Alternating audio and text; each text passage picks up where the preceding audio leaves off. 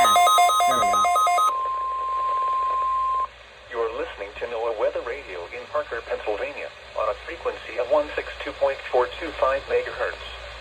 The preceding tone signals were a test of the alarm device of this weather radio station.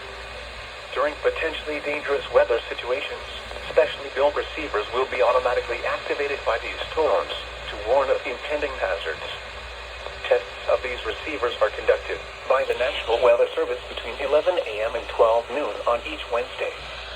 This radio station, WWG 53, serves the following counties in western and northwestern Pennsylvania: Armstrong, Beaver, Butler, Clarion, Crawford, Forest, Indiana, Jefferson, Lawrence, Mercer, and Venango. The National Weather Service now returns to the regular broadcast.